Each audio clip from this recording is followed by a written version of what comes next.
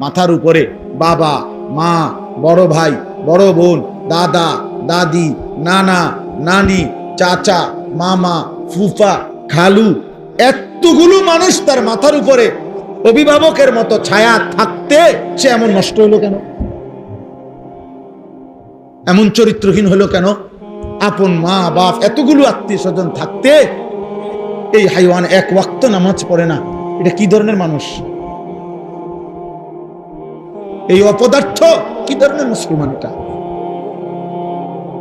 ওই ঘরে সে থাকে কেমনে যে ঘরে মুসলমান থাকে? মুসলমানের ঘর যদি হয়, ওই ঘরে কোনোদিন ফজরের নামাজ পড়ে না এমন জানোয়ার ওই ঘরে থাকে কেমনে? ওরে তো জানোয়ারের সাথে থাকতে দেওয়া উচিত। ওরে তো গরু ছাগল যে ঘরে থাকে ওই ঘরে থাকতে দেখা উচিত যে বেটা নামাজ পড়ে না যেগুলো, এগুলো ওই ঘরে থাকে, তুই সেখানে থাক। তুমি মানুষের ঘরে থাকবা কেন? মানুষ তো আল্লাহকে সেজদা করে। মানুষকে তো আল্লাহ বানাইছেনই সেজদার জন্য, ইবাদতের জন্য বানাইছে না? বলেন না কেন? তাহলে বলে ভাবতে শিখেন, বুঝতে শিখেন। একজনই দায়িত্ব পালন করেন। এত মামুলি না আখিরাত, এত খামখেয়ালি না। প্রত্যেকে প্রত্যেকের সাধ্যমতো চেষ্টা করেন। আপনি একজনরে বুঝান, আপনি 10 জনকে বুঝান। আপনি আপনার শুধু ছেলেটার ব্যাপারে ভাবেন, আপনি আপনার স্ত্রীর ব্যাপারে ভাবেন। স্ত্রী আপনি ভাবেন বুদ্ধি আছে ইসলামের, কোনোভাবে আপনার বিবি পর্দা করে না, এই বেডিরে কেমনে ঠিক করতে হইব? খোদার কসম ইসলামী শরীয়তে তার সঠিক যথোপযুক্ত জুলুম ছাড়াই ইনসাফ পূর্ণ সমাধান আছে। যদি কোনো বিষয়ের সমাধান ইসলামে না থাকে তো ইসলাম পূর্ণাঙ্গ না। কথা বলেন না কেন? ইসলাম পূর্ণাঙ্গ দিন কিনা, ইসলাম পরিপূর্ণ কিনা, তাইলে বোঝা গেল সকল বিষয়ে সব অবস্থাতেই ইসলামে সমাধান আছে। তালাক দিবার আগে কি করতে হয় ইসলামে তাও আছে, তালাক দিয়ে ফেললে কি করতে হয় ইসলামে তাও আছে। আছে না? তো নাই কি? নাই কি? এই কয়েকজন ছেলেকে জিজ্ঞেস করেন আজকে সারাদিনের 5 ওয়াক্ত নামাজের, এখন দাঁড় করান এগুলারে, দাঁড় করান। এখন বলেন এই যে মাথার টুপি নাই যে ছেলেগুলো, এগুলার দাঁড় করান, জিজ্ঞাসা করেন আজকে সারাদিনের 5 ওয়াক্ত নামাজের হালাত কি? তো এরা মুসলমান না? এদের বাবা নাই, বাবা মা নাই? এরা মুসলমানের সমাজে থাকে না? এদের আল্লাহ নাই, এদের রাসূল নাই, এদের কোনো মৃত্যু নাই? বলে কিশোর বয়সে কেউ মরে না, যুবক বয়সে কেউ মরে না? তাহলে সবাই বেখবর। মহিলারা ব্যস্ত ফার্নিচার, মহিলা ব্যস্ত গহনা অলংকার, মহিলা ব্যস্ত পারফিউম আর প্রসাধনী, পাউডার, ফেয়ার এন্ড লাভলি, এই নিয়ে মহিলার এই 3 চিন্তাতে জীবন শেষ। আর কি ফার্নিচার কিনা যায়, আর কি অলংকার কিনা যায়, আর কি সাজগোজ করা যায়? আহারে মা, হায় হায় বোন, এক নারীকে বুঝি আল্লাহ তাআলা এই জন্যই শুধু বানাইছে। একজন মাকে আল্লাহ তাআলা এই জন্য বানাইছে। অথচ আরবিতে বলে হেদুনুল উম্মাহাত মাদ্রাসাতুল বানাত, মায়ের কোল হচ্ছে সন্তানের প্রথম পাঠশালা, সন্তানের প্রথম বিদ্যালয় মায়ের কোল। মায়ের কোল, মায়ের কোল। এজন্য আপনি আশ্চর্য হবেন কোন ব্যক্তির যদি একজন ছেলে একজন মেয়ে আছে মনে করেন, কিন্তু ওনার সামর্থ্য এত কম যে 2 জনরে পড়াইতে হইলে ওনার উপার্জনে কুলাবে না, মানে টাকা পয়সা যা আছে সংসার চলবে না, তাইলে 2 জনরে পড়াইলে এখন কারে পড়াবে? বুঝছুনি কথা? মানে ছেলে একজন মেয়ে একজন, সন্তানের 2 জন। এখন উনি যদি 2 জনরে পড়ায় ওনার কি হবে না? সংসারের অন্য খরচ চলবে না। তাইলে দিন শিখাবে কাকে? এই দুজনের মধ্যে মেয়েটাকে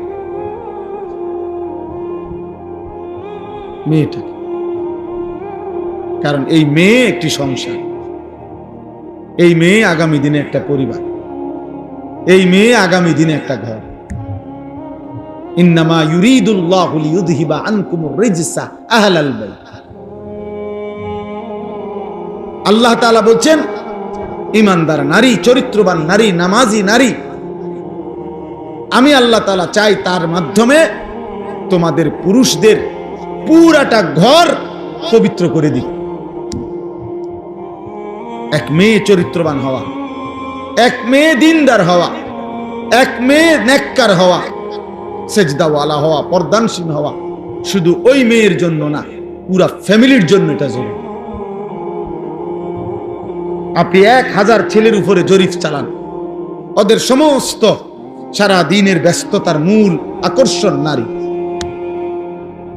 10,000 ছেলের পিছনে আপনি তদন্ত করেন, ওদের যৌবনের এই উন্মাদনা, এই চুলের ফ্যাশন, জামা কাপড়ের এই ফ্যাশন, সারাদিন টোটো করে মাতালের মতো ঘুরা, মোটর সাইকেলের এই বাহার, চুলের ডিজাইন, মোবাইলের এই ব্যস্ততা, সবকিছুর মূলে নারীর প্রতি আকর্ষণ, শাহওয়াত, শাহওয়াত মনের চাহিদা, অশ্লীল অবৈধ কামনা বাসনা, হারাম চাহিদা।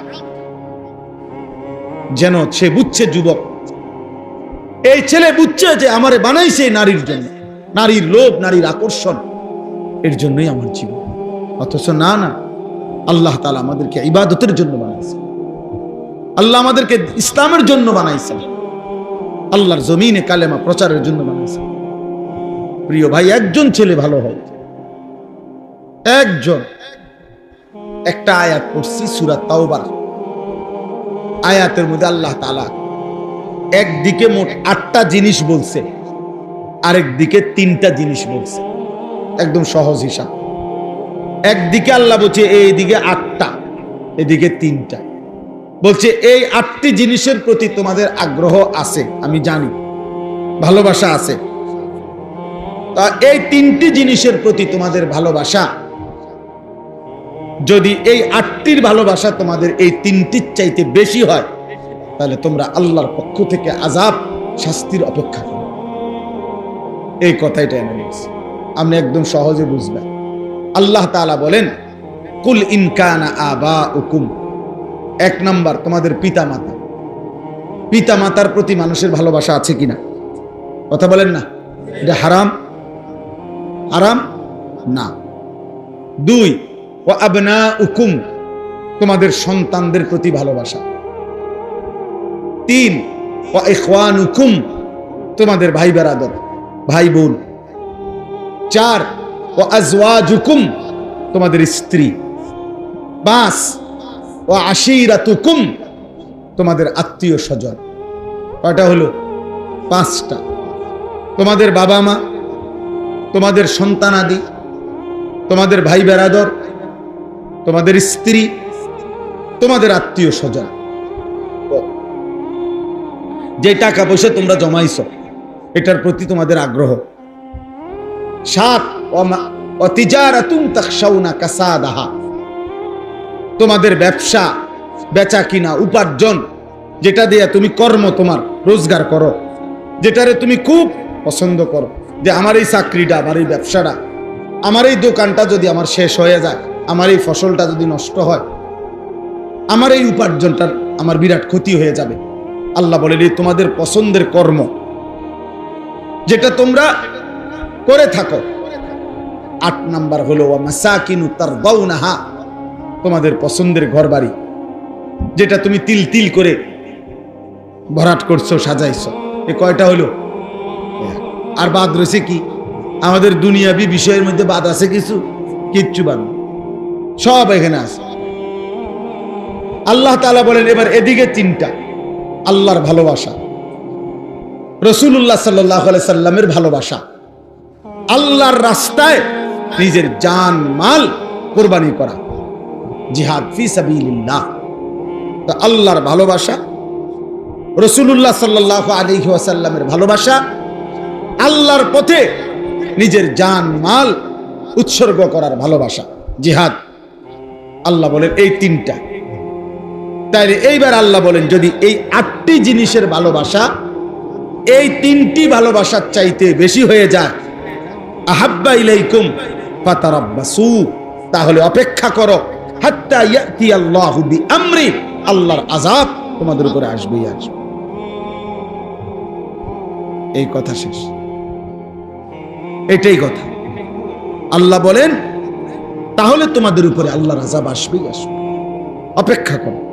অর্থাৎ যদি আল্লাহর ভালোবাসা ফেলে দেছ, নিচে নামায় দিছ, রাসূলুল্লাহ সাল্লাল্লাহু আলাইহি সাল্লামের ভালোবাসা নিচে নামায় ফেলছ, আল্লাহর পথে জান মাল কোরবানি করতে চাও নাই, তা আল্লাহ বলেন ওইগুলা নিয়ে যদি ব্যস্ত হয়ে থাকো, আমি তোমারে শাস্তি দেব দুনিয়াতেও আখিরাতে।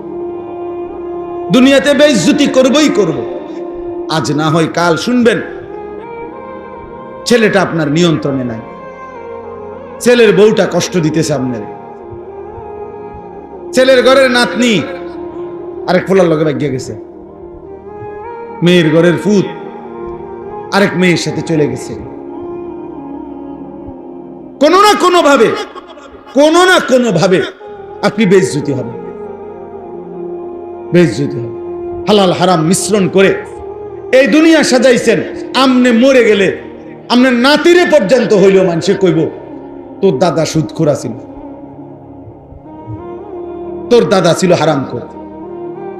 আপনাকে এটা শুনতেই হবে। এই জন্য কি বোঝা গেল? অপমানিত হবেই। আল্লাহ বলেন আল্লাহকে ভুলে গেছো বান্দা, রাসূলকে ভুলে গেছো, আল্লাহর পথে যুদ্ধ জিহাদ জান মালের কুরবানি ভুলে গেছো, অপেক্ষা করো, আমি তোমাকে অপমানিত করব। নাউযুবিল্লাহ। আল্লাহু লা ইয়াহদিল কওমাল ফাসিকিন। আর আল্লাহ বলেন আল্লাহ কোন পাপীকে, নাফরমানকে জান্নাতের পথ দেখান না, হেদায়েত দিয়ে দেন না, হেদায়েত দেন না। অতএব আজকে রাত গভীরে আজকের ইস্তাহি মজলিস সেটা বুঝে না, একজনই বুঝে। আমরা জানি একসাথে সবাই বুঝবে না, একই দিনে সবাই বুঝবে না। যদি একসাথে সবাই বুঝতো তো নবীজির জামানায় একসাথে সবাই কালেমাওয়ালা হয়ে যেত। কথা বলেন না? নবীজির জামানায় সকলেই কালেমাওয়ালা হয়েছিল, 23 বছরে সবাই কালেমাওয়ালা হয়ে গেছিল? এটাই নিয়ম। এই একজন দুইজনই হবে, একজন বুঝবে দুইজন বুঝবে। আমরা ওই একজনের আশায় আছি, দুইজনের আশায় আছি, অসুবিধা নেই। কারণ এটা তো ইলেকশন না, আমার অনেক ভোট দরকার, আমার আখেরাতে না দরকার। আমার কি দরকার? আখেরাত দরকার, আখেরাত দরকার। এজন্য আমরা এটা বুঝলে, তোমরা যারা নওজোয়ান ছেলে আছো, বয়স্ক বাবা আছে, আল্লাহকে ভালোবাসেন, রাসূলুল্লাহ সাল্লাল্লাহু আলাইহি সাল্লামকে ভালোবাসেন, নবীজির একটা সুন্নাত আমল করতেই হবে যদি আখেরাত চান। 12,000 টাকা দিয়ে আখেরাত মিলবে না, 4টা ফ্যান দিলে আখেরাতের জন্য এইটুকুই যথেষ্ট না, 10,000 টাকা মসজিদে দিলে শুধু এতটুকুই যথেষ্ট। এটা একটা আমল, এটা নিয়ে কি আছে, কিন্তু এটা একটা আমল, বাকি আমলগুলোও করতে হবে, বাকিগুলোও করতে হবে। এই জন্য আমরা প্রত্যেকে ইনশাআল্লাহ আজকের এই মোবারক মজলিসে নিয়ত করি যে আমরা আল্লাহকে ভালোবাসবো, আমরা রাসূলুল্লাহ সাল্লাল্লাহু আলাইহি ওয়াসাল্লামকে ভালোবাসবো, আল্লাহর জন্য জান চাইলে জান দেব, মাল চাইলে মাল দেব ইনশাআল্লাহ। বলেন ইনশাআল্লাহ। 1 টাকাই দেন, আরে 10 টাকাই দেন, মুমিন ফিরায় দেন। এটা মুমিনের সিফাত, কোরআন শরীফে বারবার আছে। যতবার আল্লাহ তাআলা ঈমানদারের সিফাত বলছে ততবারই বলছে ওমিম্মা রাযাকনাহুম ইউনফিকুন। ঈমানদারের একটা বৈশিষ্ট্য, ঈমানদার যেভাবে নামাজের সেজদা করে, ঈমানদার ওইভাবে নিজ সম্পদ থেকে আল্লাহর পথে খরচ করে। 1 টাকা হোক, 10 টাকা হোক, 1000 টাকা হোক, অসুবিধা কি? আমি মিশে গেলাম ভালো কাজের সাথে। এই জন্য মুমিন ফিরায় দেন, ঈমানদার ফিরাইতে পারে। এক অভাবী মানুষ আপনার কাছে হাত পাতছে, আপনি কোন মাফ করেন, মাফ করেন কি? তা বেটা সাহায্য চাইছে, এটার লগে মাফ করেন কি সম্পর্ক? চুরি করছেন, হ্যাঁ মাফ করতো। কথা বলেন না কেন? আপনি কি চুরি করছেন যে হে মাফ করতে? আর হে মানুষ মাফ করেনি, মাফ তো করে আল্লাহ না। কথা বলেন না কেন? মানুষ নি মাফ করে, কে মাফ করে? তো আপনি এটা কি বললেন যে মাফ করে? আপনার নাই তো সেটা আপনি হাসি মুখে তাকে বিদায় দেন। আপনি তার জন্য একটা দোয়া করে দেন। নবীজি বলছে তোমার কাছে যদি কিছু না থাকে তার একটা ভালো কথা বলে দাও, দোয়া করে দেবে, ভাই আমি তো দিতে পারলাম না, আল্লাহ আপনার অভাব দূর করে দেন, আল্লাহ আপনারে বরকত দান করেন, আল্লাহ আপনার প্রয়োজন পূরণ করে দেন, একটা কইয়ে দেন। হ্যাঁ না আও জানি টিয়া দিয়া কিতা করে সুদে লাগায়, না না একমাত্র এবারই সুদিয়ে দেশে সুদে লাগায়, আর বাকিরা সব জোনায়েত বাগদাদি। বুঝেন নাই? হেবাটার কথার দ্বারা এটাই তো বুঝাইছেন আমনে, বাকিরা আমনে সহ আর বাকি সব লোক হলো বাইজিদ বুঝতাম। আর এবারই শুধু অপরাধী। মূল কথা হলো তাই নিজে দিবে না। বুঝেন না আপনার কথাটা? উনি যে দিবে না এটারও তো একটা সাফাই গাইতে হবে। এইটা হয়ের উপরে দোষ চাপাই দিছে। অপরাধ তো প্রত্যেকের জন্য অপরাধ, কথা বুঝেন নাই? অতএব আল্লাহর পথে দান করা, সাদাকা করা মুমিনের বৈশিষ্ট্য, ইবাদত করা মুমিনের বৈশিষ্ট্য। আখিরাত মিলতে হলে সব আমল পূর্ণ করতে হবে। আল্লাহ তাআলা আমাদেরকে তৌফিক দেন, কবুল করেন। রবিউল আউয়াল মাসে এতটুকু বারবার আমরা প্রতি মাস প্রতি বছর সারা বছর আমরা এটা বলি যে নবীজিকে প্রত্যেক মাসে ভালোবাসতে হবে, সমানভাবে অনুসরণ করতে হবে, রাসূলুল্লাহ সাল্লাল্লাহু আলাইহি সাল্লামের সুন্নাতের অনুকরণ করতে হবে। আল্লাহ তাআলা আপনাদেরকে তৌফিক দান করেন। আল্লাহ তাআলা এই যে কয়জন শুনছেন একজনও যদি দিলের মধ্যে এটা ভাবেন, না ভাবলেও কোনো সমস্যা নেই, সবাই যদি প্রত্যাখ্যান করেন ইসলাম আমাদের কারো কাছে ঠেকবে না। কোরআন শরীফ আল্লাহ কোনো অসুবিধা নাই বান্দা, তোমরা যদি সকলেও আমার দিন ছেড়ে দাও, আমার দিন মানার মতো উপযুক্ত লোক আমি জমিনে রাখবো, তোমারে জিঙ্গাইয়া রাখতে হবে না। কোরআন শরীফের আয়াত আছে, আমার দিন, আমার ইসলাম, আমার দিন মানার মতো পুরুষ নারী আমি জমিনে রাখবো। আমাদের অনেক মহিলা মনে করে, বেপর্দা মহিলা ঘুরে ঘুরে সে মনে করে না না ইসলাম তার কাছে ঠেকানা। আল্লাহ বলছে সবাই চলে যাও, আমি আমার দিন রাখবো। আপনি জানবেনও না ভালো মানুষ কোথায় আছে, আপনি জানবেনও না আল্লাহর জন্য জীবন কোরবানি করা মুজাহিদ পৃথিবীতে সর্বযুগে ছিল, আছে। আজকে মনে করেন ইসরায়েল সহ আমেরিকা সহ সারা পৃথিবীর 150 কোটি মুসলমানকে ভয় পায় না, আমাদেরকে কোনো পাত্তা দেয় না। কিন্তু ওই গাজার মাটির নিচে কিছু মুজাহিদ আছে, মাটির নিচে বাংকার করে যারা আছে, ওরা 24 ঘন্টা ওদের এই সমস্ত আক্রমণের মূল উদ্দেশ্য হলো ওদেরকে বাইর করা, ওদেরকে মারা। তারা ভয় পায় ওদেরকে, ওই মাটির তলে যারা আছে ফিলিস্তিনে, গাজায়, বুঝেন নাই? ওদের ভয়েরও অগরিনী। এই জন্য আল্লাহর দিন আল্লাহ তাআলা উপযুক্ত পরিমাণ লোক দিয়ে টিকিয়ে রাখবেন, বিজয়ী করবেন। দেখার বিষয় হলো আমার নাম তাদের মাঝে আছে কি, আমার নাম থাকবে কিনা, আমার সন্তানের নাম থাকবে কিনা। আমি তো মরে যাব, আমার সন্তান যদি ঈমান হারা হয়, আমার নাতি নাতনি যদি ঈমান হারা হয়, তখন কি হবে বলেন? এমন অসংখ্য মানুষ আমার জীবনে আমি দেখছি যাদের বাবা দাদা দিনদার ছিল, এখন নাতির পর্যায়ে আইসা চেহারায় সুরতে চলনে বলনে ইসলামের ছিটে ফোটাও না। 3 পুরুষ আস্তে আস্তে ভুলে গেছে। আজকে এটা আমার বেশি ভয়, আমি প্রত্যেক দিন এটা ভয় পাই। এই যে সমস্ত ছেলেরা এখন নওজোয়ান 18, 20, 25, 30 বছরের, এরা যেই পরিমাণ গুনাহ নাফরমানি করছে, রাত নাই দিন নাই, নারী, ছবি, মোবাইল, মোটরসাইকেল, ঘুরাফিরা, আড্ডা, বেহায়াপনা। আহারে এদের হাতে এদের পরবর্তী সন্তান বংশধর যখন আসবে, ওরা কি শিখবে, কি জানবে, কি করবে? একজন ভাবে ওই যে আমরা গ্রাম দেশে একটা কথা বলে, ফুতে বাফেরে বলে, গ্রাম্য কথা আর কি, বাফেরে কন্যাইতে আছে, মারতেছে, তো মারতে মারতে কোন গাছের কাছে আনছে, এটা গ্রামে শুনছি। তো বাফে বলে কানতে কানতে বলছে, ফুত আর হেদিকে নিস না আমারে, আমিও আমার বাফেরে মারতে মারতে দূরে আনছিলাম, তুই আর আমারে ওইদিকে নিস না, নয়তো তোর সন্তানও তোরে মারতে মারতে ওই পর্যন্ত। এই জন্য মনে রাখো যুবক, এই বেইজ্জতি আল্লাহর নাফরমানির শোধ তোমার সন্তান দিবে, তোমার জেনারেশন তোমার।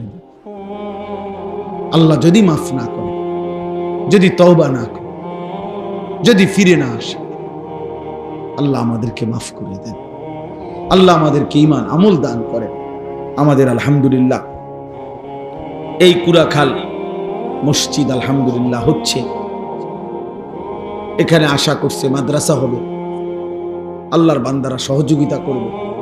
তা আমারও কথা হলো, আপনারাও এখনই প্রত্যেকেই পকেটে হাত দেন। 10 টাকা হলে 10 টাকা দেন, 100 টাকা হলে 100 টাকা দেন, 1000 টাকা হলে 1000 টাকা দেন, 500 টাকা হলে 500 টাকা দেন, যেটুকু আছে এটুকুই দেন, না থাকলে পরে দিয়েন, এ কথার নিয়ত করে দেন। এর দূরে যদি না হয় দোয়া করে দিন, দোয়াও তো কমপক্ষে করতে পারে। ছেলেরা তোমরাও প্রত্যেকে সুযোগ থাকলে বাবা দাও, আল্লাহর জন্য দাও, 10 টাকাই দাও, 100 টাকাই দাও, 500 টাকাই দাও, 1000 টাকাই দাও। আজকে মুসলমানের ছেলেদের ফেরা দরকার। আলহামদুলিল্লাহ আমরা এই যে এতক্ষণ যাই বলছি, একটা কথা মনে করে, আজকেও আমাদের ঢাকা থেকে একজন বড় আলেম সুদর্ণপুর মাদ্রাসায়, আমার শায়েখের মাদ্রাসায় আসছে। উনি বলছে যে গত বছর উনি আপনার প্রায় 500-র মতো শুধু নওজোয়ান যুবক ছেলে নিয়ে এতেকাফ করছে, সব ইউনিভার্সিটি পড়ুয়া, কলেজ পড়ুয়া ছেলে।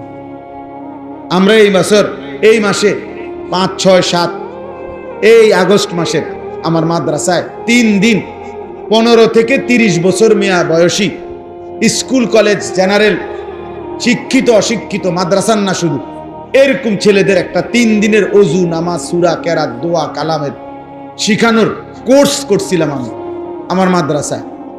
এই 5, 6, 7 আগস্ট আলহামদুলিল্লাহ আমি নিজে 3 দিন ছিলাম, 30 জন মুআল্লিম দিয়া করে প্রশিক্ষণ করাইছি।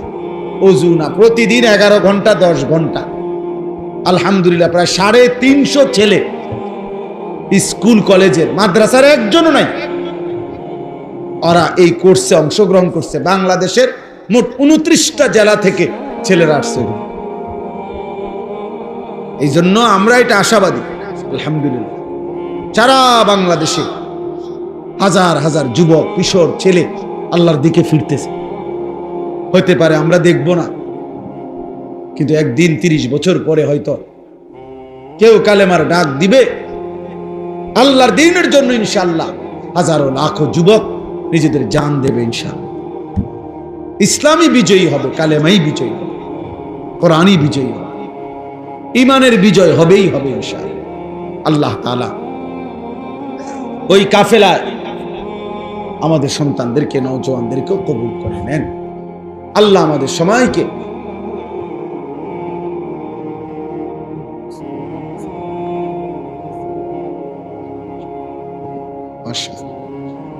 জি জি এই জন্য আপনারা প্রত্যেকে ইনশাআল্লাহ, এটা জরুরি কথা আজহার বলল যে, অর্থাৎ আমরা প্রতিনিয়ত এই গাজা ফিলিস্তিনের মুসলমানদের জন্য ওলামায়ে কেরাম প্রতিনিয়ত তাদের জন্য ত্রাণ সাহায্য সহযোগিতা পাঠায়। তো বলল আমাদের এই বাবুস সালাম মাদ্রাসার থেকেও ওনারা ইন্তজাম করে পাঠাবে, আপনারা ওইখানেও শরিক হইবেন। নিয়মিত যেটুকু হয়, যার যেটুকু ভালোবাসা, ওদের জন্য আপনারা সহযোগিতা করবেন। আল্লাহ তাআলা আমাদেরকে তৌফিক দান করেন। আপনাদের এই মসজিদ, আপনাদের এখানে যেন একটা মাদ্রাসা হয়, একটা মসজিদ সুন্দর বড় সড়ো হয়, আল্লাহ যেন কবুল করে। আমার মাদ্রাসা আছে কুমিল্লা ক্যান্টনমেন্ট ময়নামতি, আলহামদুলিল্লাহ আমার অনেক স্বপ্ন আশা, মালিক যদি হায়াত দেয়, আমার একটা আশা যে বাচ্চারা দিন শিখতেছে, প্রায় 500 ছেলে আমার মাদ্রাসা আছে, 34 জন শিক্ষক কর্মচারী। আমি আলাদা আরেকটা ভবন করতে চাচ্ছি মাদ্রাসার জন্য, আরো জায়গা, অর্থাৎ যেখানে স্কুল কলেজ ইউনিভার্সিটি, শিক্ষিত অশিক্ষিত, দিনমজুর, ঠেলাওয়ালা, গলিওয়ালা সব পড়বে। যার আমার স্লোগান হইল, যার সময় যতক্ষণ দিন শিখবে ততক্ষণ। শেষ কথা। 3 ঘন্টা আপনার সময়, 3 ঘন্টার জন্য কিছু শিখবে। অজুটা ঠিক করেন, রুকুটা ঠিক করে জানাইস কি, 1 ঘন্টা হলে 1 ঘন্টা, 10 ঘন্টা হলে 10 ঘন্টা, 3 দিন হলে 3 দিন, 30 দিন হলে 30 দিন। আলাদা ভবন, আলাদা শিক্ষক, আলাদা স্টাফ নিয়োগ দিয়া আমার আশা যে সকলেরকে উন্মুক্ত দাওয়াত দিন, যে যখন আসবেন, যার সময় যখন দিন শিখবেন তখন, যার সময় যতক্ষণ দিন শিখবেন ততক্ষণ। সারা পৃথিবীতে আমরা 150 কোটি মুসলমান, 150 কোটির চাইতে বেশি, আমরা 150 কোটি, তার চাইতে বেশি, 200 কোটির কাছাকাছি। আর সারা পৃথিবীতে 2 কোটির কম, 92 থেকে 97 লাখ মাত্র। আর সারা পৃথিবীতে মুসলমান 150 কোটি, তার চাইতে বেশি। কোথায় 150 কোটি? আমাদের ঢাকা শহরে কত মানুষ? 30,000। 30,000 মানুষ। সায়দাবাদে তো দাঁড়াই থাকে 30,000 মানুষ। বিশুদ্ধবারে বাসের লাগে, হ্যাঁ, যাত্রাবাড়ি সায়দাবাদ গুনলে তো মনে হয় 30,000 মানুষ। হ্যাঁ, শুধু ঢাকার কথা বললাম, সারা পৃথিবীর এত কোটি কোটি মুসলমান, আমাদের চোখের সামনে মাত্র 1 কোটির চাইতে কম ইহুদি, তারা আমাদের উপরে এই পরিমাণ জুলুম করছে। একটা বাচ্চা ওই দিন দেখছি পত্রিকায়, 12 কিলোমিটার পথ, এই 12 কিলোমিটার এতিম সন্তান পায়ে হাঁটা গেছে একটা রুটির জন্য। রুটিটা যখন হাতে নিছে তখন গুলি আইসা ওরে ঝাঁঝরা, রুটি হাতে, অসহায় বাচ্চা শহীদ হয়ে গেছে। রুটিটা আর খাইতে পারে না। আমার মনে হয়েছে কি জানো, আমার মনে হয়েছে যেন বাচ্চাটা যেন বলছে রুটিটা পাইয়া যে, আয় আল্লাহ, শুধু রুটি খাবো কেমন, আমি ছোট মানুষ, ঝোলও নাই, তরকারিও নাই, কিচ্ছুই তো না। তো আল্লাহই যেন বলছে, আচ্ছা ঠিক আছে, আমার কাছে চলে আয়, আমি জান্নাতে তোরে গোশত দেব, ছোট দেব, রুটিটা নিয়ে আইসা পড়, থাকিস না এই দুনিয়ায়। ও রুটি হাতেই জান দিয়ে দিস। আর তোমরা নারী দেখো, দেখো ঠিক আছে, তোমরা ছবি দেখো, ওই দেখো, ওই ছেলে দেখো, ওরা 3-4 জন, মানে ওরা ওদের শয়তানের মধ্যে আছে। শয়তান ওদেরকে কোনো জায়গা থেকে ছাড়ে না, ইবলিস তা করে ছাড়তেই চায় না, প্রতিবন্ধীর মতো হাসে।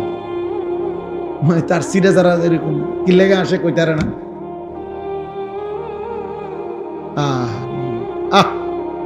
জানেও না তো একটা সেজদা যার কলিজায় নাই, যার কপালে নাই, ও আল্লাহরে চিনবে করতে, ও মুমিনের কষ্ট বুঝবে কিভাবে,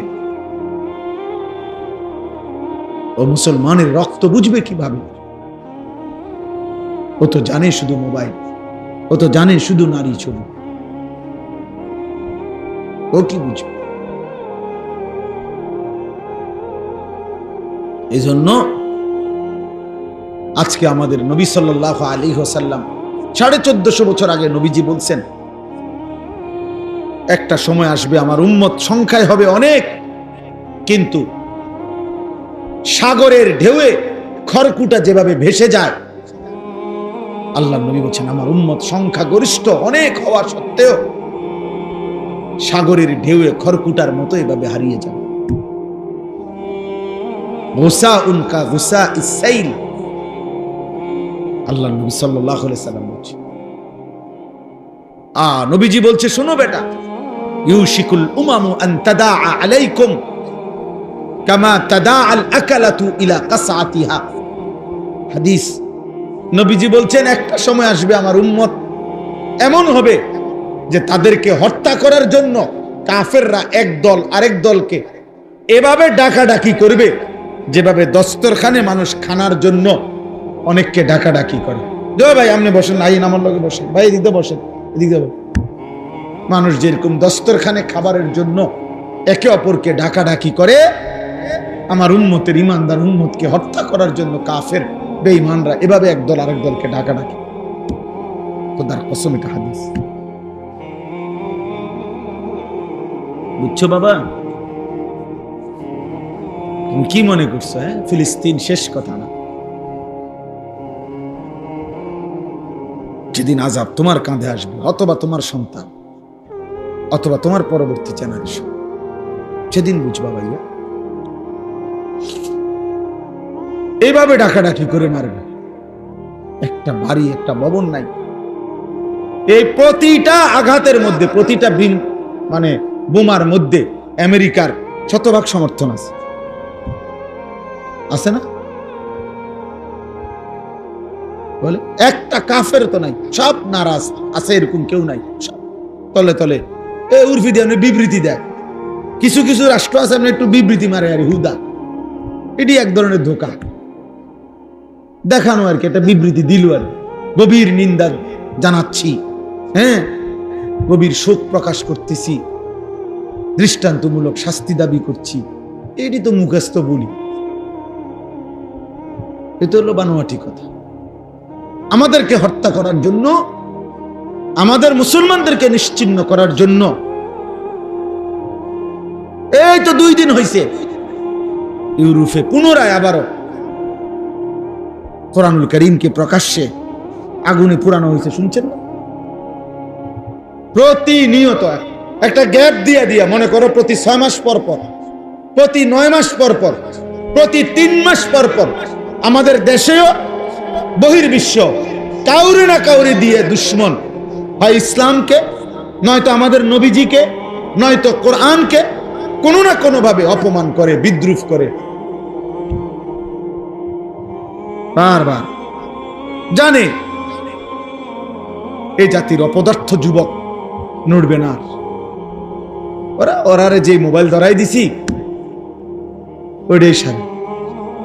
তোমরা জানো ছেলেরা, গোটা পৃথিবীতে নামি দামি কোটি পারমাণবিক শক্তিধর দেশ, পৃথিবীর সবচেয়ে বেশি সম্পদ ইহুদিদের কাছে। সারা পৃথিবীর সবচেয়ে বড় সংবাদপত্রের যত কিছু, সারা পৃথিবীর যত ব্যবসা, যত মাল্টিন্যাশনাল কোম্পানি, সবকিছুতে সবচেয়ে বেশি সম্পদের অধিকারী তেল আবিব। ওইখানে দিবা রাত্রি 24 ঘন্টায় 1 মিনিট কর্ম অফিস বন্ধ হয় না। পৃথিবীতে এই রাজধানী যে তেল আবিব, ওইখানে কখনো রাত হয় না। ওদের ওইখানে এটা তাদের কথা হইলো, আমাদের এই শহরে কখনো কি হয় না, রাত হয় না। মানে শিফটে কোনো না কোনো গ্রুপ ডিউটি করতেছে, কাজ করতেছে। মনে করেন এখন একটা টাইম, যেমন এখন মনে করেন আমাদের ঢাকার সমস্ত অফিস আদালত বন্ধ, এই মুহূর্তে বন্ধ না, আবার কালকে সকালে খুলবে। কথা বুঝেন নাই না? তাদের এমন হয় না। হ্যাঁ, তাদের কি এমন হয় না? তাদের অফিস আদালতের সকল কার্যক্রম শিফটে চলতে থাকে, তাদের কখনো রাত হয় না। এরকম এইভাবে তারা এই সারা পৃথিবীটাকে দখল করে রাখছে। সব এর ভেতর দিয়েই আমাদের উপরে প্রতিনিয়ত জুলুম করছে। সব সময় ইসলামকে বিদ্রুপ করে, কোরআনকে বিদ্রুপ করে। এই বাংলাদেশেও প্রায় সময় একটু পর পর ওই যে অমুক হিন্দু, অমুক নাস্তিক, অমুক ব্যক্তি রাসূলুল্লাহ সাল্লাল্লাহু আলাইহি সাল্লামকে অপমান করে, বিদ্রুপ করে। কারণটা কি? কারণটা কি? আমাদের ঈমান যাচাই করে। ওরা জানে আমাদের যুবক আর নড়বে না, ও মোবাইল দেখে, ও নারী দেখেই জীবন পার করে দিচ্ছে, ও ছবি দেখতে দেখতে রাত শেষ, ও উলঙ্গ দৃশ্য দেখতে দেখতে রাত শেষ। আল্লাহ আমাদেরকে হেফাজত করে। আল্লাহ তাআলা আমাদেরকে হেফাজত করেন। আমাদের এটা ভাবা উচিত। আমরা রাত দিন চিন্তা করি, সারাদিন ভাবি কি করা যায়, আর কি করতে পারি, আর কি করা যায়। আলহামদুলিল্লাহ, চেষ্টা করা উচিত। এই নজরুল আমি এমনি বলতেছি, পরে আমি কত সময় কত দমকাই একটা মজলিসের জন্য, এই একটা ইসলাহী মজলিস চালু রাখার জন্য আমারে কত বিরক্ত করে দিন রাত। কিন্তু ফিকির আছে যে দুইটা মানুষের শুনুক। এই আপনারা কয়েকজন মানুষ তিল তিল করে কষ্ট করে আলহামদুলিল্লাহ একটা ছোট মসজিদের জায়গার ব্যবস্থা হয়েছে, এরপর একটা বড় জায়গার ব্যবস্থা হয়েছে। এখন আমার ওই দিন শুনাইতে আছে যে কোন আল্লাহর বান্দারা বাহ মাদ্রাসা করে দিবে, মসজিদ হবে, মাশাআল্লাহ। কেউ ভাবছে এরকম? কেউ কল্পনা করছো তুমি? নাহি। আশ্চর্য, আলহামদুলিল্লাহ, আল্লাহ বরকত দান করেন। কালকে জুমার নামাজের পরে ভাই নজরুল শুনো, কালকে জুমার নামাজের পরে আমার ঢাকার মসজিদে দুই ছেলে আসছে, ওরা লেপ তোষক বেচে, বুঝছো নি, লেপ তোষকের দোকানদার। এ আমার বয়ান শুনছে ফজরের নামাজের ব্যাপারে। আমার একটা বয়ান আছে সন্দ্বীপের একটা ঘটনা, যে সন্দ্বীপ চট্টগ্রাম, ওখানে 4টা ছেলে কলেজের, ওরা একবার সিদ্ধান্ত নিছিল 2023 সালে যে তারা তাদের বন্ধুদেরকে ফজরের নামাজের জন্য উঠাবে, ফজর ক্যাম্পেইন। পরে 1 বছর মেহনত করে তারা প্রায় 4000-এর মতো পুরা উপজেলার এই কিশোর যুবক যারা তখন নিয়মিত ফজরের নামাজ পড়ে, ফজর ক্যাম্পেইন করে তারা।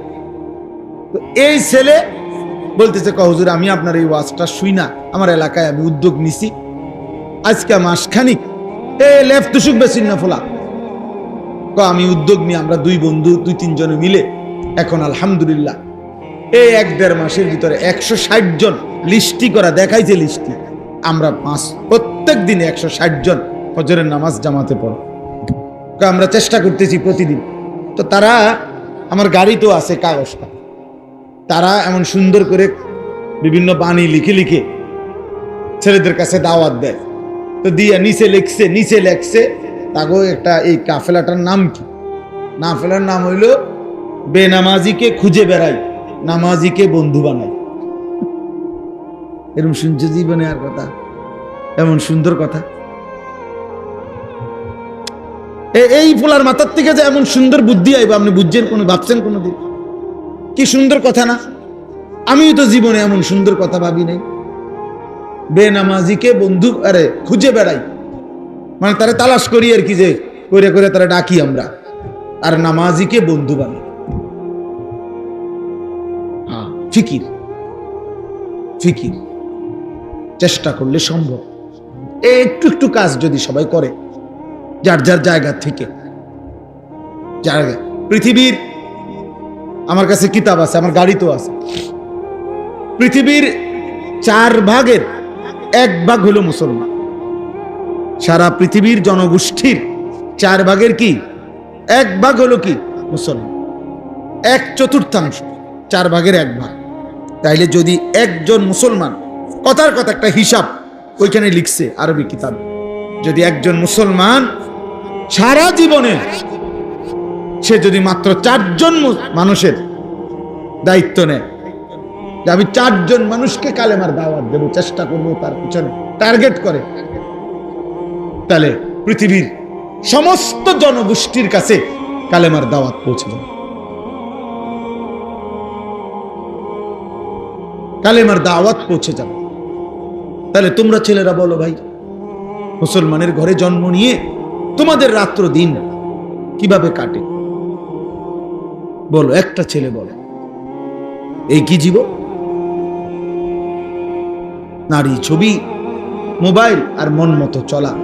কে তোমার বাবা, কে তোমার মা, কে তোমার আল্লাহ, কে তোমার নবী, কে তোমার রাসূল, কে তোমার কিতাব, কিচ্ছু চেনো না। মুসলমানের সন্তান 4টা সূরা শুদ্ধ পড়তে পারে, মুসলমানের সন্তান ওযু নামাজের ফরজটুকু আদায় করতে জানে। শুক্রবারে আসে আর কি, আমরা বুঝি না, মসজিদে ঢোকে বাইর হয়, তামসা আর কি এর নামাজ, পারলে না পড়তো নামাজ, পারলে না পড়তো। মানুষে খারাপ করবো, মন্দ সন্দ বলবে যে তে এমন অজাত, ওদের শুক্রবারও আইয়ে না মসজিদ, এই শরমে আসে যায় আর দেখছে তো মানুষে দেখছে নাই তো। ইমাম সাহেব সালামটা ফিরাইয়া সারে না, 2 রাকাত ফরজের জুমার দিন, ওমা তারে এমন শয়তানে কামড়ায়, একটা কামড়ের লগে হেতে বাইরে যায়,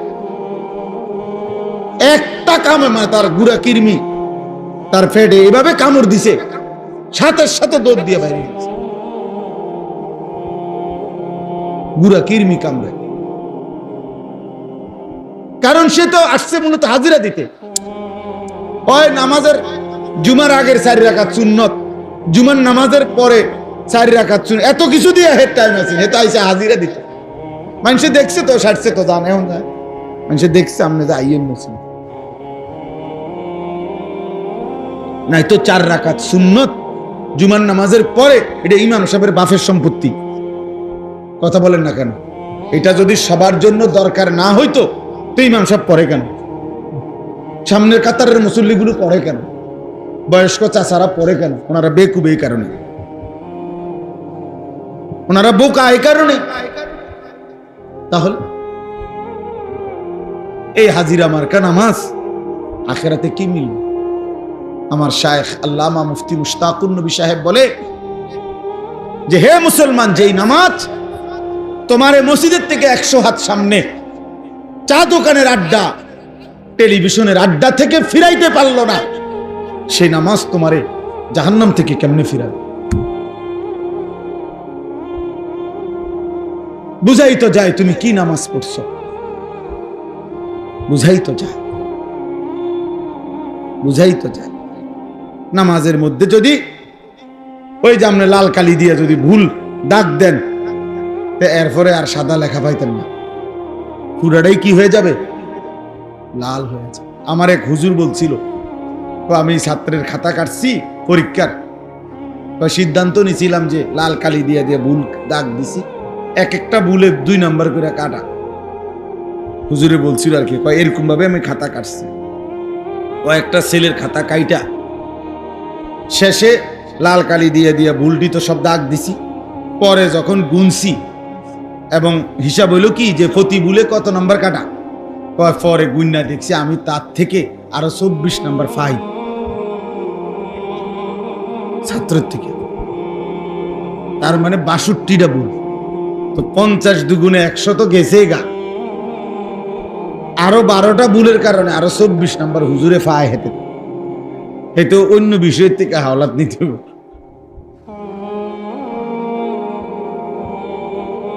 মানে ভুলের পরিমাণটা বুঝাইছে আর কি, যে মূল 100 গিয়ে আরো কি 24 আরো রয়েছে ভুল, ওইটা কই থেকে দিব, তো পুঁজিয়ে নাই আর।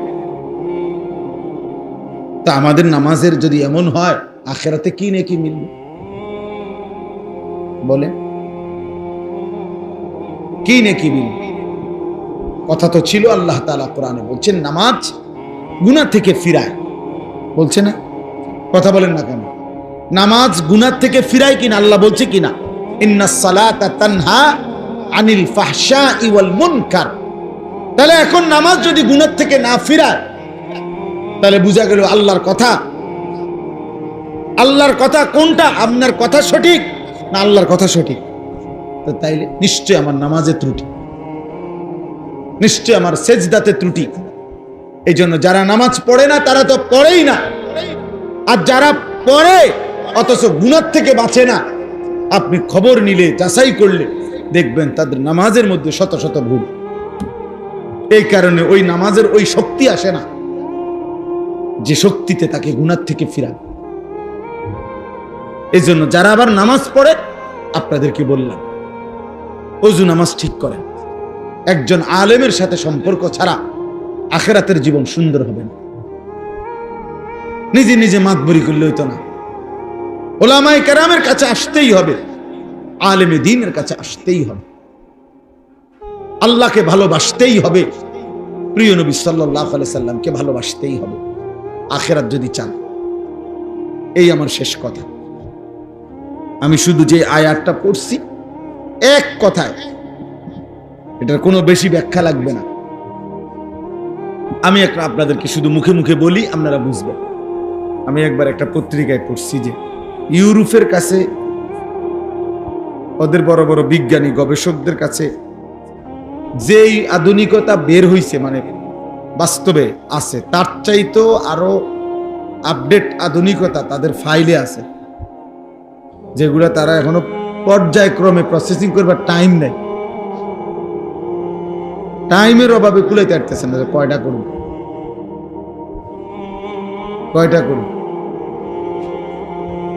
একটা দোকানের মধ্যে মোবাইলের দিকে তাকাইলে বোঝা যায় যে কতশো আইটেমের মোবাইল, কতশো ডিজাইন। এ কথা বলার দ্বারা আমার অর্থ হলো, প্রিয় ভাই, এটা বুঝতে হবে যে এই আধুনিকতা, এই প্রযুক্তি থাকবে না। প্রতিনিয়ত খুব দ্রুত গতিতে চেঞ্জ হয়ে যাচ্ছে, এটা একসময় থাকবে না।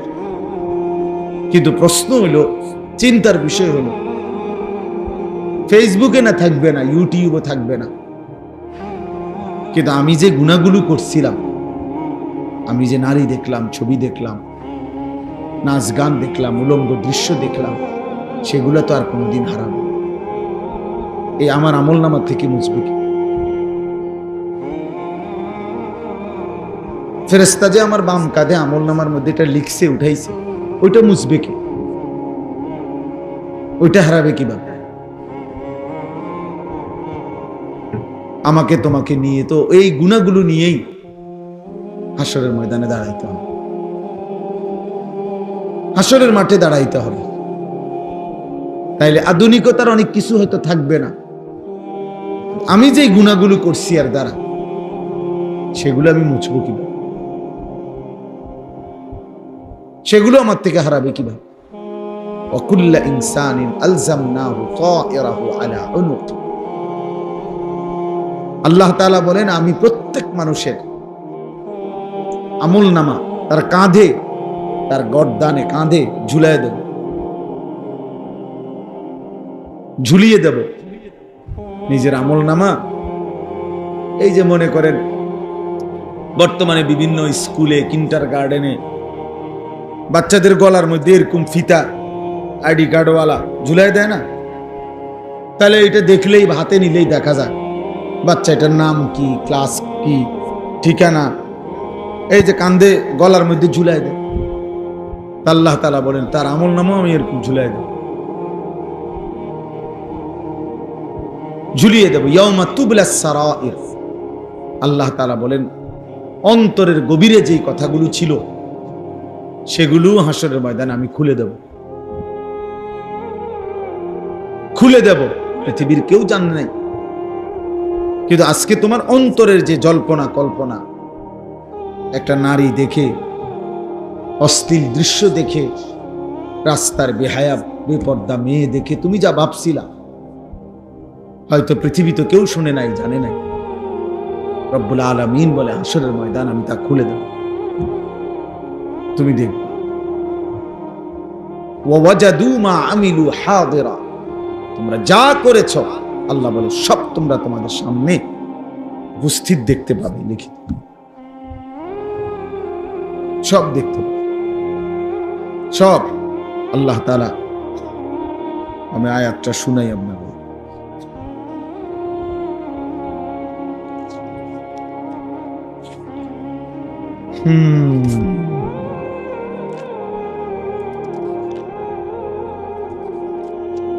এই দেখেন, আল্লাহ তাআলা বলেন, ওমা তাকুনু ফি শা'নি। তোমরা যে অবস্থায় থাকো না কেন, ওমা তাতলু মিনহু মিন কুরআনিন। আল্লাহর কোরআন থেকে তোমরা সামান্য যেটুকুই তেলাওয়াত করো না কেন, ওয়ালা তা'মালুনা মিন আমালিন। তোমরা যেটুকু আমলি, যখন যেই আমলি করো না কেন, ইল্লা কুন্না আলাইকুম শুহুদান ইজ তুফিদুনা ফীহি। যখন তোমরা তা আল্লাহর জন্য করে থাকো, তো আল্লাহ তাআলা বলেন, আমি তোমাদের সাথেই থাকি।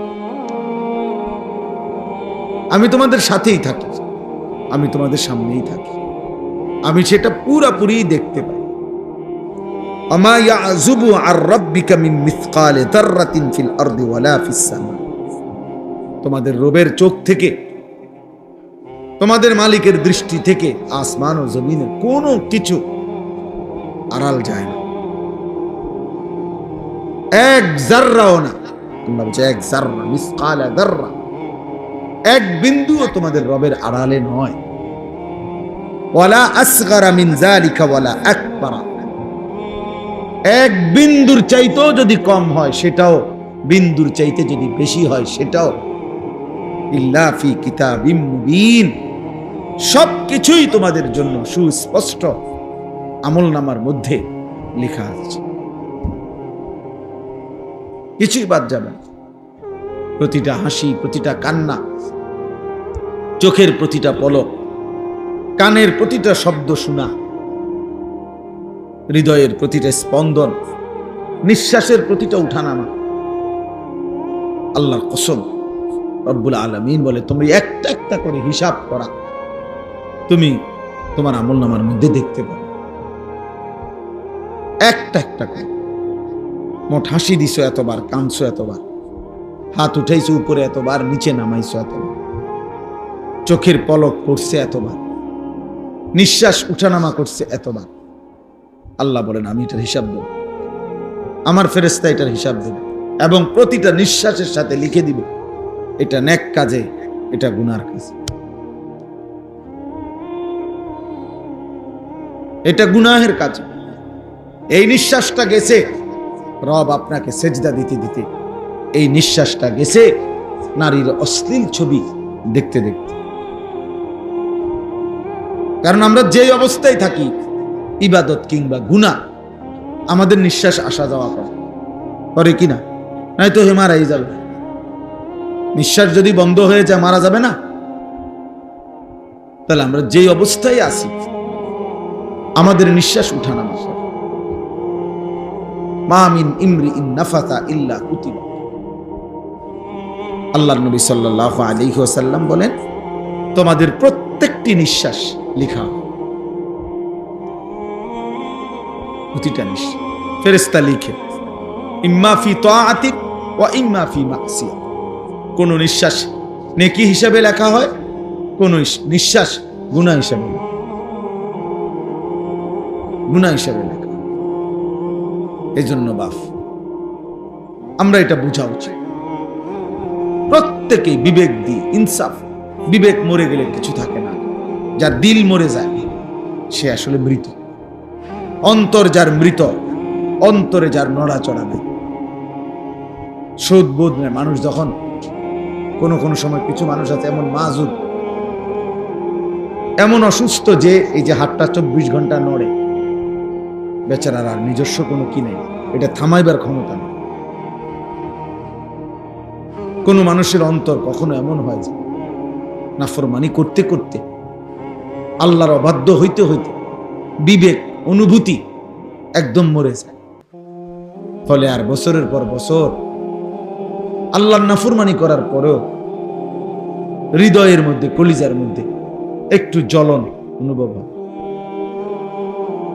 অস্থিরতা আসে না, ব্যথা আসে না। এটা বহুত বড় লানত, বহুত বড় আফসোস, বহুত বড় আফসোস। দিনের পর দিন মিথ্যা বলতেছে, চুরি করতেছে, জিনা করছে, ব্যভিচার করতেছে, সুদ খাইতেছে, ঘুষ নিতেছে, কিস্তি করতেছে। 60 বছর স্বাভাবিকভাবে বিড়ি খাইতেছে, সিগারেট খাইতেছে, সকালে রাতে প্রকাশ্যে, রাস্তায়, বাজারে, দোকানে, বেডুইতের সামনে, বেডুইতের সামনে, ফোলাইনের সামনে। হ্যাঁ, এটা কি ধরনের বুড়া মানুষ আমি বুঝি না। আমি, আমার কাছে খুব অবাক লাগে এটা, এবারটা কি ডকের বুড়া মানুষ। এটা মুসলমান কি জাতের মুসলমান? এটা এবারটার কাছে বুঝি কোন জায়গায় এটা গুনাহ মনে হয় না। যখনই মন চাইছে বিড়ি খুলে ধরাইছে, খাইতে আছে, বা বেউকুফ। আশ্চর্য, অত টয়লেটে খাইতো না, কই খাইতো? বেটার 24 ঘন্টার আমল, তো টয়লেট একটা জায়গা না? এটা তো শরমের কিছু না, যার কোনোখানে শরম নাই চিন্তা করে টয়লেটে, তার টয়লেটে খাইলে কি, সে তো তার শরমে নাই, তো সব জায়গায় খাবে। এই জন্য বললাম এটা খুব সাংঘাতিক। একজন মহিলা প্রত্যেক দিন বেপনে প্রতিদিন রাস্তার পাশে পুকুরে গোসল করে, তোমার এটা কি অপদার্থ মনে? এই মহিলা তো মহিলা বলতে কিছু নাই। আর এক নারীর শরীরে যে হায়া, সৃষ্টিগতভাবে লজ্জা আল্লাহ তাআলা পুরুষের চাইতে বেশি দিয়ে নারীকে তৈরি করছে। নারী মানেই লাজুক, নারী মানেই লজ্জাশীলা নারী। ওই পাতা, এটারে কেন লজ্জাবতী পাতা করে? ওই যে একটা পাতা আছে না, একটা হাত ছুইলেই একটু লাগলেই আস্তে গুটায় যায়, আস্তে মিশে যায়। আগে এগুলা খুব ছিল, আমরা স্কুলে পড়তে খুব মজা পাইতাম। এগুলা ইচ্ছা করে গিয়ে হাত লাগাইতাম, মানে দেখতে ভালো লাগতো এটা। তো নারী মানেই লজ্জাশীল, নারী মানে হায়া, শরম, লজ্জা, শালীনতা, এটা তার সৃষ্টির মধ্যে আল্লাহ দিয়েছেন। সেই নারী যখন বেপর্দা হয়, বেহায়া হয়, চরিত্রহীন হয়, তো এইটা বেশি দুর্গন্ধ ছড়ায়। এই জন্য আশ্চর্য হবেন, কোরআন কি বিজ্ঞচিত আল্লাহ তাআলা বলছে, পুরুষ এবং নারী যদি জিনা করে, ব্যভিচার করে, তো পুরুষ তো হায়া কম করতে পারে, কিন্তু নারীর শরীরে লজ্জা, হায়া তো আল্লাহ তাআলা অত্যধিক মাত্রায় দিছিলেন। যে নারী সেই লজ্জার বাঁধন ছিঁড়ে ফেলছে, হায়াত ছুটায় ফেলছে, ও পুরুষের চাইতে নিকৃষ্ট। এই জন্য আল্লাহ তাআলা কোরআনে ব্যভিচারী নারী পুরুষের শাস্তির কথা বলতে গিয়ে প্রথম নারীর কথা উল্লেখ করছে, আয-যানিয়াতু ওয়াজ-যানি। বুঝাইতে চাইছে যে পুরুষের দ্বারা হইল, নারীর দ্বারা তো এটা হওয়ার কথা না। এক নারীর দ্বারা তো এটা হওয়ার কথা, এক মহিলার দ্বারা, এক মেয়ের দ্বারা তো এটা হওয়ার কথা না। কিন্তু সেই অসভ্য মেয়ে নারী যখন নিজের স্বাভাবিক সৃষ্টিগত জন্মগত লজ্জাটাকেই যখন শেষ করে ফেলছে, ও কতটা নিকৃষ্ট। এই জন্য কোরআনে আছে, ইয়া নিসা আন-নাবিয়্যি মান ইয়াতি মিনকুন্না বিফাহিশাতিন মুবায়্যিনা ইউদাআফ লাহাল আযাবু দি'ফাইন ওয়া কানা যালিকা আলাল্লাহি ইয়াসীরা। ভয়ঙ্কর কথা এটা, কোরআন শরীফের আয়াত। আল্লাহ বলছে, হে নবীর স্ত্রীগণ, নবীজির বিবিদেরকে বলছে, যারা উম্মতের সর্বশ্রেষ্ঠ নারী, রাসূলুল্লাহ সাল্লাল্লাহু আলাইহি ওয়াসাল্লামের স্ত্রীদের চাইতে এই উম্মতের নারীদের মধ্যে শ্রেষ্ঠ সম্মানিত নারী আর কে? সেই শ্রেষ্ঠ নারী উনাদেরকে পর্যন্ত আল্লাহ বলছে, সাবধান, কোন ঈমানদার নারী যদি বেহায়াপনা করে, ফাহিশা অর্থ হল অশ্লীলতা, বেপরদেগি, বেহায়াপনা, জিনা ব্যভিচারের পুরুষ পরিবেশ, পর পুরুষের সাথে একাকিত্ব, পরকিয়া, বিবাহ বহির্ভূত প্রেম, হারাম সম্পর্ক, এরকম যেই কোনো অশ্লীলতা, আল্লাহ বলছে তোমাদের নারীদের কারো ঈমানদার দ্বারা হয়, যদি ঈমানদার নারী, তো মনে রাখবা আমি আল্লাহ তাআলা পরিষ্কার বললাম, তার প্রত্যেকটা পাপের কারণে আমি তাকে দ্বিগুণ শাস্তি দেব, দ্বিগুণ। ইউদাআফ লাহাল আযাবু দি'ফাইন, ডাবল শাস্তি। কেন? তোমার দ্বারা এটা হওয়ার কথা, তুমি না নারী, তুমি না মেয়ে, তোমার মধ্যে তো সৃষ্টিগতভাবে আমি আল্লাহ লজ্জা বেশি দিছিলাম, হায়া বেশি দিছিলাম, সেটা তুমি ভেঙে ফেললা কেমনে? সেটা তুমি নষ্ট করে ফেললা কেমনে? বলেন, ওয়াকানা যালিকা আলাল্লাহি ইয়াসীরা।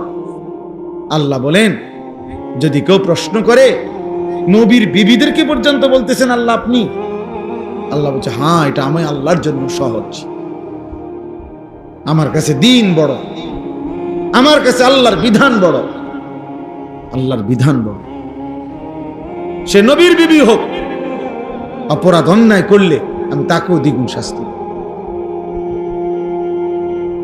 কোরআন শরীফে আছে মিয়া, আমাদের নবীজিকে আল্লাহ কি বলছে, নবীকে সাল্লাল্লাহু আলাইহি ওয়াসাল্লাম, নবীজিকে ডাইরেক্ট আল্লাহ বলছে বন্ধু, ওয়ালাউ তাকাব্বালা আলাইনা বা'দাল আকাবিল লাআখাযনা মিনহু বিল ইয়ামিন সুম্মা লাকাতা'না মিনহুল ওয়াতিন। তোমরা ছেলেরাও শোনো মিয়া, আল্লাহ বলে আমাদের নবীকে বলছে, মাহবুব তিনি, হাবিব, কলিজার টুকরা, আল্লাহ পাকের এর চাইতে প্রিয়জন আর কেউ হইতে পারে? কথা বলেন না। সবচেয়ে প্রিয় আপন কলিজার টুকরা, সেই বন্ধুকে আল্লাহ বলছে, বন্ধু আপনি যদি আমার নামে একটা কথা বানাইয়া বলেন, বানোয়াটি কোনো কথা, আমি বলি নাই এমন কথা, যদি আমি আল্লাহর নামে বলেন, আমি প্রথমত আপনার ডান হাত, এই ডান হাত লাআখাযনা মিনহু বিল ইয়ামিন, আপনার ডান হাত টেনে ধরবো। আর যদি আপনি হাত টান দেয় তো মাথাও টাইনা চলে আসবে, মাথা নিচের দিকে আসবে না? তা আল্লাহ বলেন এরপরে আপনার গর্দানটা আপনার শরীর থেকে একটা কোপ দিয়ে আলাদা করে ফেলবে। কোরআন শরীফের কাকে বলছে? জি জি জি, বুঝছেন বাংলা কথা? ওয়ালাউ তাকাব্বালা আলাইনা বা'দাল আকাবিল লাআখাযনা মিনহু বিল ইয়ামিন সুম্মা লাকাতা'না মিনহুল ওয়াতিন। গর্দানের রগটা ছিঁড়ে ফেলবো, এটার অর্থ এটাই, যেই রগ ছিঁড়ে গেলে আপনি মরে যাবেন, এমন রগটা আমি আল্লাহ ছিঁড়ে ফেলবো। একটা কথা উলট পালট বলবেন না, একটা শব্দ বাড়িয়ে বলবেন না। ওয়ালা তাজাল মা'আল্লাহি ইলাহান আখারা ফাতুলকা ফি জাহান্নামা মালুমান মাদহুরা। নবীজিকে সরাসরি আল্লাহ বলেন, বন্ধু আপনি আমি আল্লাহর সাথে কাউকে ডাকবেন না, কাউকে মিলাবেন না, আমি আল্লাহর সাথে এক বিন্দু শিরিক করবেন না। আপনি বন্ধুকে পর্যন্ত বলে দিলাম, বন্ধু যদি আপনি এক বিন্দু শিরিক করেন তাহলে আপনি বন্ধুকেও আমি আল্লাহ বেইজ্জতি করে জাহান্নামে ছুঁড়ে মারব। বুঝেন কিছু বন্ধু? হ্যাঁ, কোরআনকে মস্কারি মনে করছে দিন। অনেক মুসলমান তোমরা ছেলেরা, হ্যাঁ, এটা মামুলি বিষয় মনে হয়, এ কইলে হয় মুসলমান। কিছু আছে কই আশেকে রসুল, ওটা আশেকে রসুল, ওরা প্রতিদিন বিড়ি খায়, ওটা আশেকে রসুল। আমরা সিরা খাই, আমরা বুঝি না, আমনে আশেকে রসুল। হ্যাঁ, মস্কারি করেন আপনি, কথা কথা গালি দেয়, উনি আশেকে রসুল। প্রত্যেক কথা গালি দেয়, সারা বছর সুদ খায়, কিস্তি লয়, এবারে আশেকে রসুল। আর আমরা সবাই সিরা খাই, আমরা বুঝি না। আপনি এটা ঠাট্টা করেন, এটা মস্কারি করেন। নবীজির ভালোবাসা এটাকে বলে, রাসূলুল্লাহ সাল্লাল্লাহু আলাইহি সাল্লামের মহব্বত এটা। স্ত্রী নামাজ পড়ে না, ঘরের কেউ পর্দা করে না, এটা নবীজির ভালোবাসা।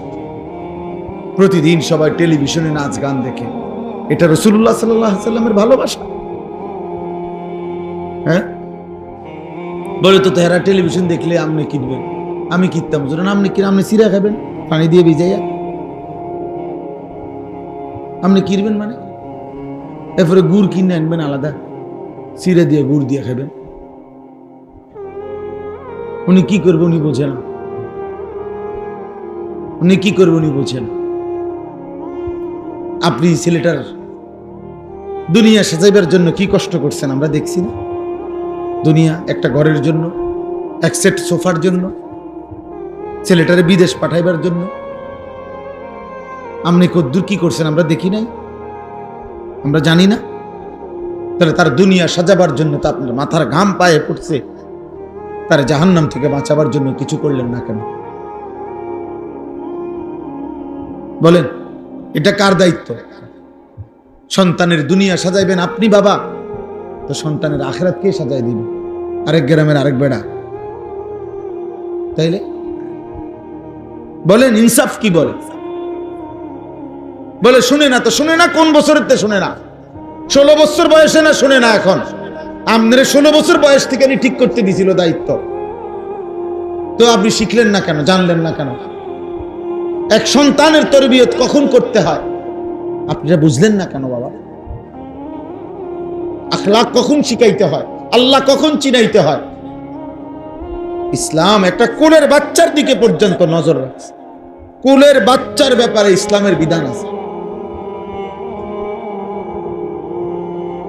কোলের বাচ্চা শরীয়তের মাসআলা হলো স্বামী স্ত্রী কোলের বাচ্চা, যে বাচ্চার 6 মাস বয়স, মনে করেন 6 মাস, কোনো কথা বলতে পারে না, কিছুই বোঝে না, আপনি মনে করছেন ইসলামের শরীয়তের বিধান হলো এমন বাচ্চাও যদি সজাগ থাকে, 6 মাসের বাচ্চা পাশে, তাহলে স্বামী স্ত্রী একান্ত মেলামেশা করা নিষেধ।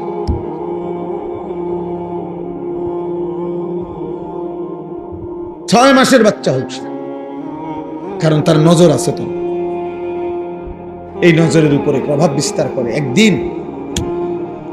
আপনি কি মনে করেন দীর্ঘদিন যাবৎ অনাদরে অবহেলায়, সেই ছোট্টবেলার থেকে তাকে অনাদরে আর অবহেলায় আপনি বড় করছেন, আজকে 16 বছর বয়সে এই অপদার্থ আর 1 ওয়াক্ত নামাজও পড়ে না। এটা কি আজকের থেকে শুরু হয়েছে? বলে না হুজুর, আমি 12 বছর পর্যন্ত 14 বছর পর্যন্ত তারা আমি নামাজ পড়াইছি, আজ যা 6 মাস হয় আর 1 ওয়াক্ত নামাজ পড়ে না, এমন? তাই 6 বছর বয়সে তো তার ঘাড় এখন যেন মোটামি দেখায়, 6 বছর বয়সে তো তার ঘাড় এত মোটা ছিল না। 8 বছর বয়সে তো তার এমন ঘাড় মোটা ছিল না। 18 বছর বয়স দেখে না জালেম অহংকার করে, 6 বছরে তো কথা তো ছিল ওই সময় দিন শিখানো। আল্লাহ নবী সাল্লাল্লাহু আলাইহি সাল্লাম তো বলছে 7 বছর বয়সে নামাজ পড়াও, 10 বছর বয়সে নামাজ না পড়লে শাসন করো, আঘাত করো। 10 বছরের বাচ্চাকে পৃথক শুইতে দাও, নবীজি বলছে ওয়াফাররিকু বাইনাহুম ফিল মাদাজি'। 10 বছরের 2 ভাইকে একসাথে শুইতে দিবা না, 10 বছরের 2 ভাই বোনকে আপন হোক একসাথে শুইতে দিবা না, পরিষ্কার হাদিস। আজকে বিয়া স্বাস্থ্য ভাই জ্যাঠ তো বোন বাপ সাপ পুয়া তো ভাই তামান্ডিরে এক লোক হতাই দিছে, উত্তালা সব রাইতে না কদ্দুর, রাত কদ্দুর এমনি এমনি যাইব গা গপ করতে করতে। তোরা বাবু সিয়ে রানতে আছে, আরেকদিকে প্যান্ডেল করতে আছে, বেডিতে মশলা বাড়তে আছে। বাহ, কি মিথ্যা বললাম? এটা দিন, এটা আল্লাহর বিধান। আল্লাহ আমাদেরকে বুঝ দান করুন। এর জন্য গুনাহ ছাড়তে হবে, গুনাহ ছাড়াইতে হবে, আখলাক শিখাইতে হবে আমরা।